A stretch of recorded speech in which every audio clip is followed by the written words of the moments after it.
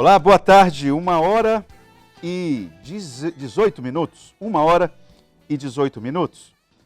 Eu quero que antes de eu chamar as duas entrevistadas, como o Astério Moreira colocou, né, o assunto aqui, nos dois primeiros blocos do programa, por isso que eu peço a sua participação.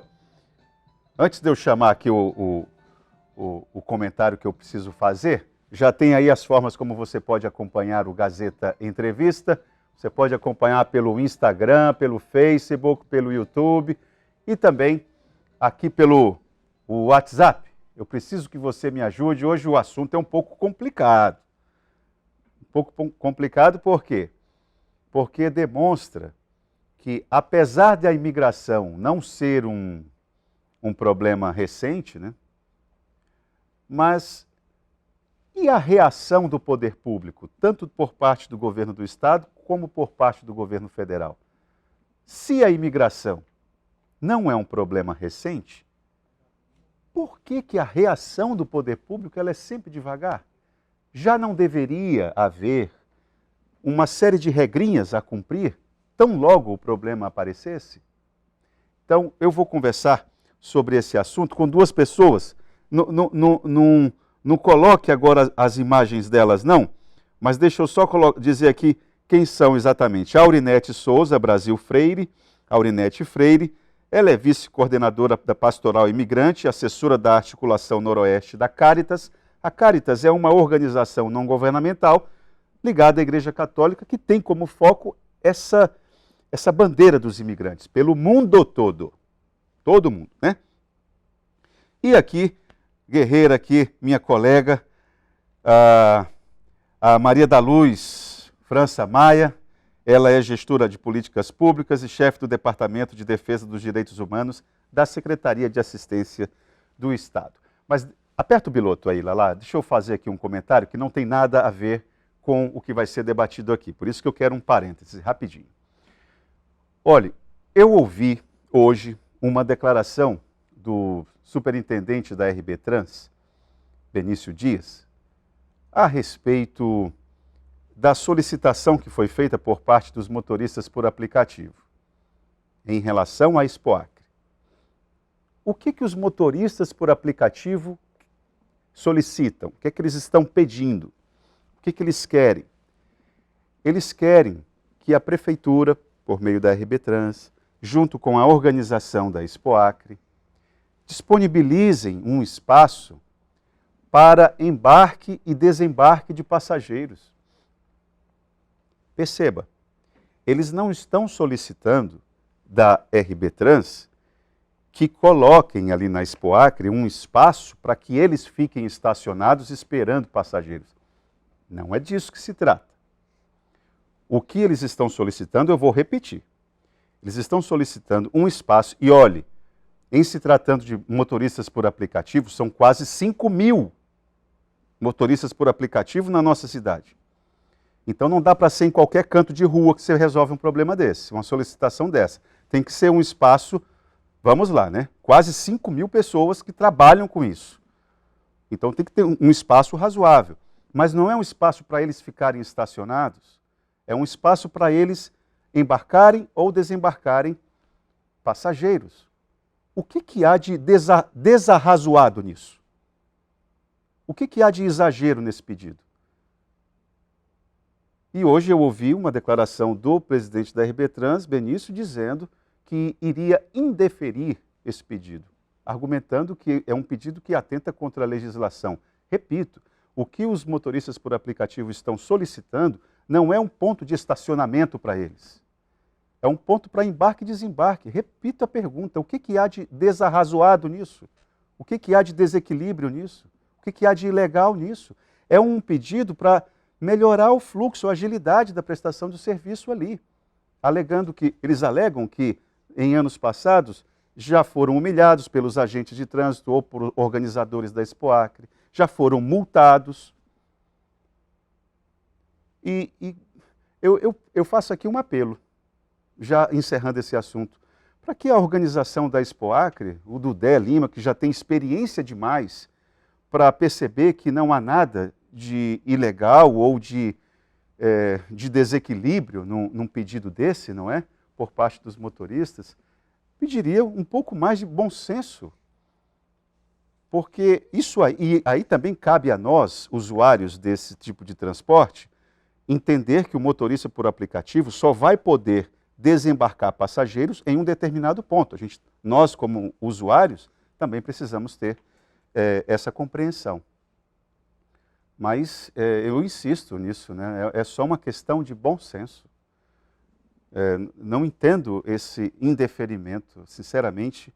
Mas vamos lá, vamos mudar de assunto, porque o assunto aqui é a questão da imigração em uma região tão sensível como é o Acre, que tem inclusive algumas regiões que têm tríplice fronteira, exige um olhar atento, e a Cáritas é uma instituição que está atenta a isso, e o governo do estado também.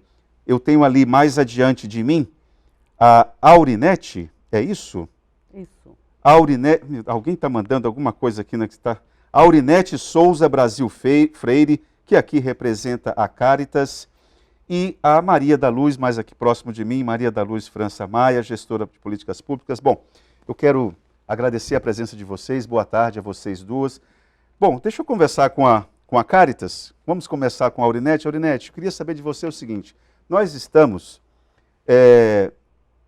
em plena fase da programação da 4ª Semana Estadual do Migrante. Quais são os eixos de discussão? O que vocês priorizaram? Porque a prioridade de vocês, é óbvio, deve atentar para aquilo que a gente precisa melhorar, né? Quais são os pontos de debate? Então, sobre a 4ª Semana Estadual da Semana do Migrante, quem vai falar melhor para a gente é a da Luz. É a da né? Luz? Então vamos lá, vamos para a da Luz então. Eu posso trazer também que em nível nacional nós estamos já na 38ª Semana do Migrante. Né? A 38ª nacional. É nacional. O Acre está atrasado. Então, como igreja, nós estamos na 38ª, né? Então toda a rede nacional, tanto do Serviço Pastoral dos Migrantes, como também da Cáritas Brasileira, estamos com várias programações durante essa semana e que se estendem, viu, Itaã? Porque não é só uma semana, mas também durante todo o ano. Em novembro, dezembro, a gente tem também ali o Dia Mundial do Imigrante, do Refugiado, em que a gente também faz celebrações lá na fronteira com os migrantes. Aurinete, olha, então, já que você já está com a cabeça na 38ª semana, então você já está lá na frente. O que a Cáritas entende que o Acre precisa acelerar? Olha, eu vou colocar aqui um asterisco. Nós estamos vivendo um aperreio específico. Tivemos 3 crianças que foram abandonadas em um motel pelo pai. Esse pai é imigrante da Guiné, não é isso?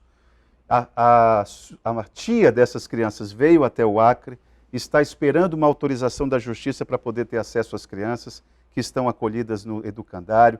O que eu quero dizer com esse exemplo me parece que nós estamos precisando de agilidade, as instituições públicas precisam ser mais ágeis. Queria saber o olhar da Cáritas sobre isso. O que o Acre precisa acelerar? O olhar da Cáritas é o olhar da igreja e é o olhar também de quem cuida. E como é esse cuidado? Então, a segurança para essas pessoas que chegam aqui, a gente se pergunta como esse pai... depois também a da Luz pode trazer um pouco isso, porque as instituições aqui já estão acompanhando o caso, então nem sempre aquilo que é noticiado é de fato o que aconteceu, tem uma série de situações por trás do âmbito migratório, e o que nós trazemos como igreja é essa segurança, no sentido de quem chega, mas também de quem está aqui, da rede de acolhimento. É a pessoa ter um acesso aos serviços locais, e aí a gente começa lá em Assis, Brasil, uma cidade de 7.900, mais ou menos, né, 7.900 habitantes, depois vem para Brasileia, um pouquinho maior, e Epitaciolândia, que é onde tem a delegacia da Polícia Federal, e que não funciona 24 horas por causa do seu efetivo. Então nós temos algumas situações, como você traz, que a gente precisa avançar.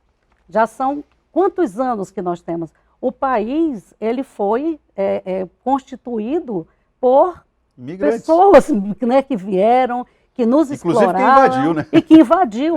Né? Não foi um descobrimento, mas foi uma invasão.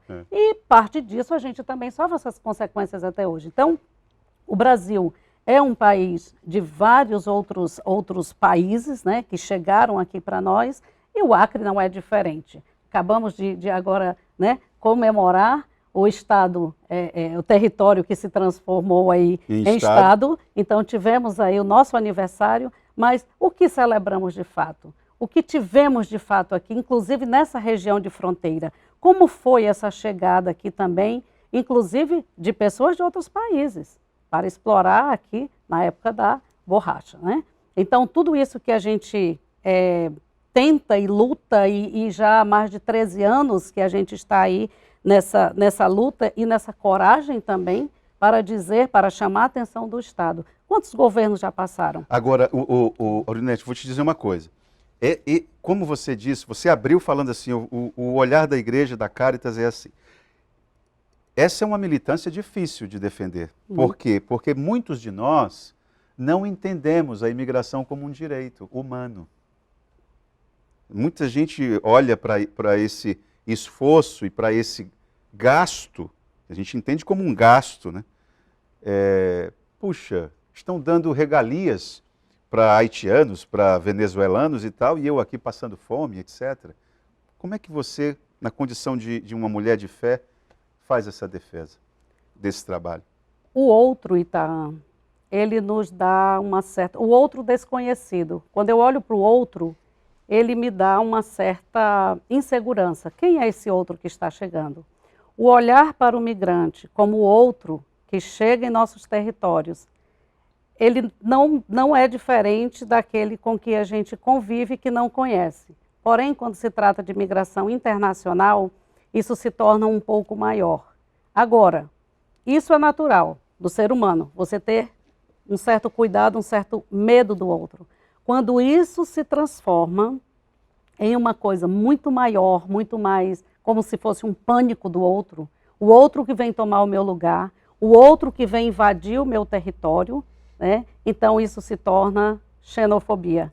E é contra isso também que a gente luta nessa semana do migrante. Olha, o melhor exemplo disso que você está falando, por exemplo, a Itália hoje, olha a postura da Itália em relação aos imigrantes. Logo a Itália, que se dispersou pelo mundo durante 200, 300 anos, agora ela mantém uma postura bem diferente. Daluz, eu quero que você explique, já que você é a mulher que fala pelo Estado, como é que está essa nossa semana especificamente, o que é que vocês priorizaram? Bom, primeiro de tudo, quero cumprimentar os telespectadores em nome do governo e o nome do nosso secretário Alex Carvalho, agradecer pela oportunidade, né, aqui. Então, nós temos uma programação que já tivemos a abertura hoje, numa secretaria próxima lá da antiga CEAPROF, CEAGRE agora, né? E nós tivemos um momento com migrantes, com fala de autoridades, né, para a abertura dessa semana. Sabe o que é interessante dessa Semana de Migrantes? É porque nós integramos essa agenda, inclusive com o apoio do Ministério Público Estadual, nós integramos essa agenda com a Pastoral do Migrante, com a 38ª, participamos da abertura, inclusive, a 4ª Semana Estadual e a 1ª Semana Municipal, que nós fizemos. O que entendemos também ao fazer isso, fortalecemos, né, a atuação de todas as pessoas nas esferas, né, das organizações de sociedade civil, o governo e as prefeituras. Inclusive tivemos presença de Epitaçolândia aqui. Gostaríamos de ter podido chegar nesse ano nos outros municípios, mas brevemente teremos a Semana do Coração Azul, que também envolve a população migrante, que nós iremos para a fronteira, né? Então nós teremos amanhã um seminário no Ministério Público.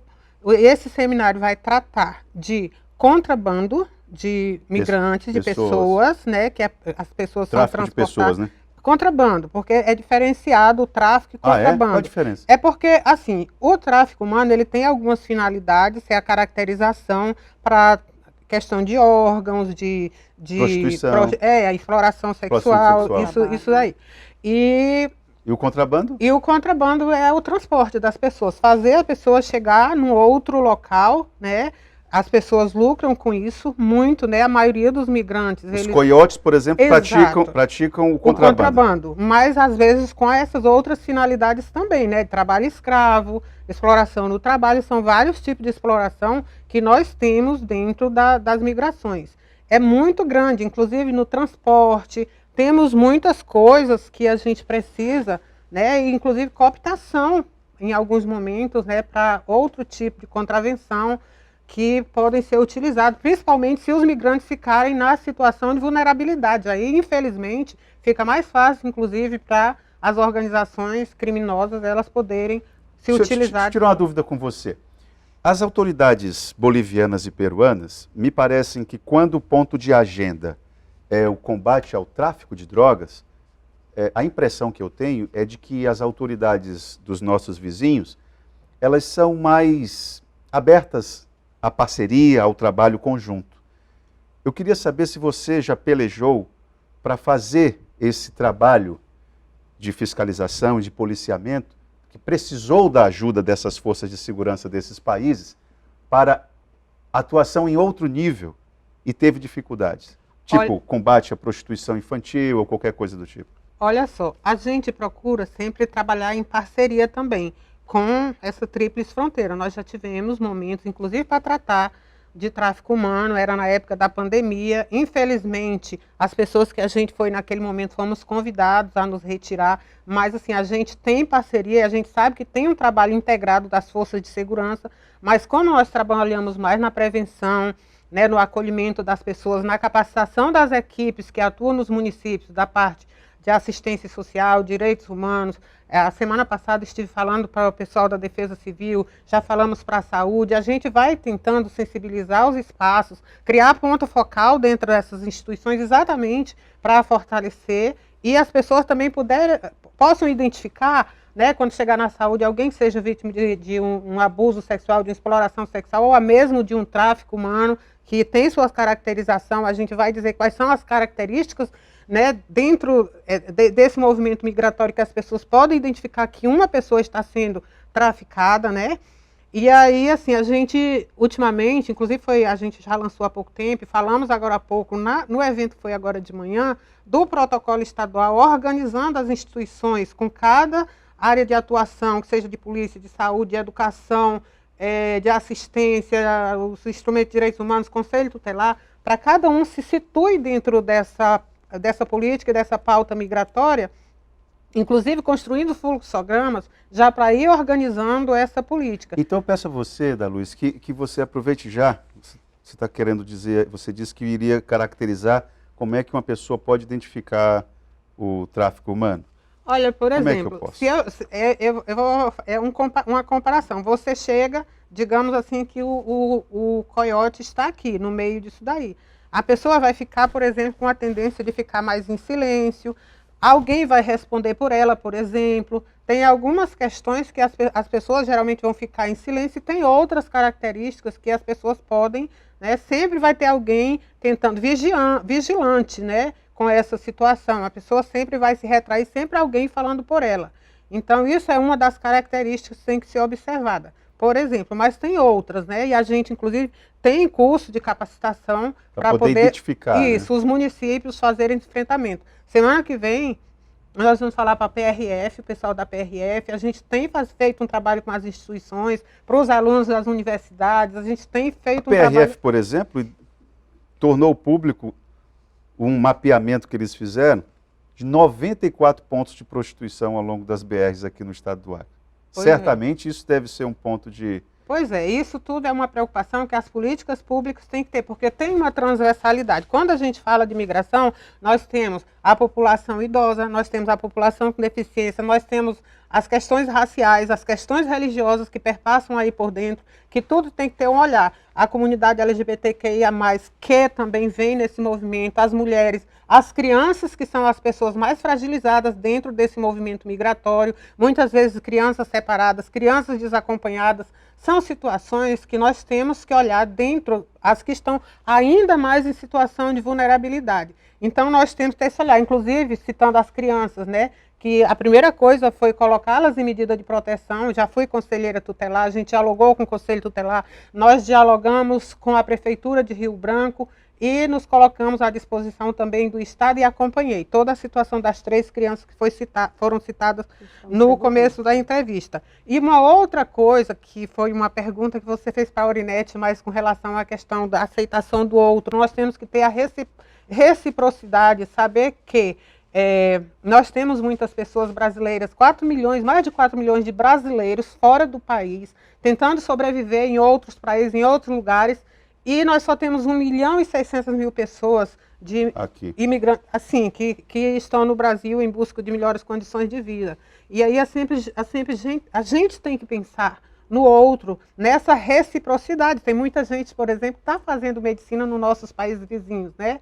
Então, assim, também está preparado para acolhê-los, porque a gente sabe que no Peru a gente está passando uma situação de instabilidade, inclusive situações de brasileiros lá que estão em situações de vulnerabilidade, outros migrantes que estão lá indocumentados, acho que a maioria, e que essas pessoas está sendo exigido que eles se documentem, possivelmente vão vir aqui porque não vão ter como se documentarem, porque não tem recursos, e nós temos que estar preparados para acolher mais uma vez um movimento que tende, pelos estudos, a aumentar um pouco esse ano. Aurinete, olha só o que o Luiz Carlos está colocando para você aqui.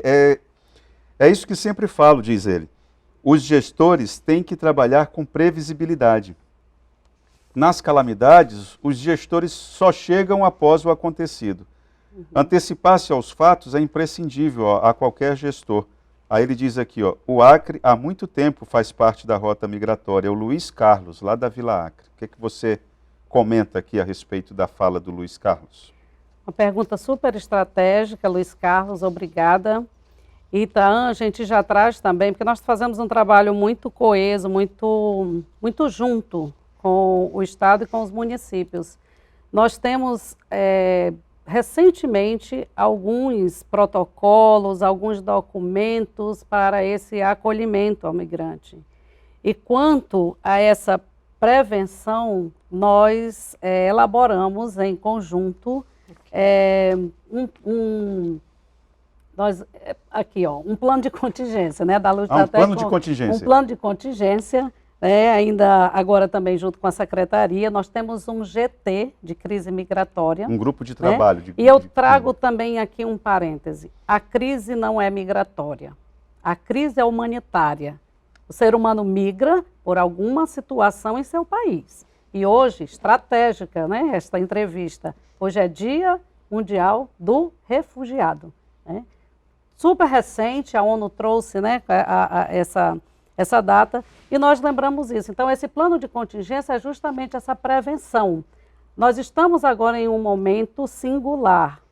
Você sabe que o Chile está ali com a fronteira fechada, ali Chile e Peru. Então, caso essa demanda represada de migrantes que tenham lá, que são várias nacionalidades, a maioria venezuelana, porque por ali é um percurso que eles escolhem por ser mais fácil para entrar por esta fronteira ou também seguir para os Estados Unidos. O que acontece? Quando ele chega ali e que de repente se estabelece uma liberação da fronteira, o Acre hoje teria em torno de 400 mil pessoas. Você imagina o que é isso? Como você citou, em Assis Brasil, em Brasileia e em Epitaciolândia. Isso vai colapsar o nosso estado. Então, já tem uma equipe também que faz todo um mapeamento dessa fronteira.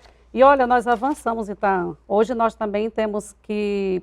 É um momento aqui de também agradecimento e de reconhecimento de alguns avanços. E um desses avanços é esse mapeamento também pelas equipes de segurança e também de inteligência que tem o nosso estado e que dialoga com as polícias do Peru e da Bolívia. Isso é estratégico. Nós também, como instituição, como igreja, todos os anos já temos, há mais de 5 anos, um encontro na Tríplice Fronteira. Um ano no Peru, o outro ano na Bolívia, outro ano aqui no Brasil, no Acre. Né? Então, a gente faz também esse diálogo para justamente a gente já fazer essa prevenção e também a proteção do migrante. Agora, Aurinete, o próprio presidente do Chile, quando esteve recentemente em uma agenda com o presidente Lula em Brasília, o Gabriel Boric, ele falou a respeito desse problema. Eu queria saber o que o governo brasileiro, além dessa, porque ele já inclusive mandou algum recurso para o prefeito Gerry Correia, lá em Assis Brasil. Então, você está nos colocando aqui uma cena, uma possível cena, que pode trazer uma espécie de caos aqui para a nossa gestão, né? Eu queria saber o que o governo brasileiro já sinalizou para a Caritas, já falou, o que está pronto para acontecer por parte do governo brasileiro. Já existe um protocolo também? Como é que é? Um plano de contingência? Um plano de contingência, né? Então, os planos de contingência, geralmente, eles são tratados tanto pelas organizações da sociedade civil, como também pelo Estado. Esse plano que nós estamos falando aqui é de Estado. Porém, tanto o Serviço Pastoral dos Migrantes, como também a Caritas Brasileira, estiveram junto à diretoria e à secretaria, que está dentro do Ministério de Justiça e Direitos Humanos, né, do governo federal, estiveram recentemente em diálogo justamente para isso. O que podemos fazer? A Caritas, ela tem um plano sempre, ela tem um programa que se chama, é um programa para emergência. Então, uma situação agora, como aconteceu aqui, a inundação, as alagações e tal.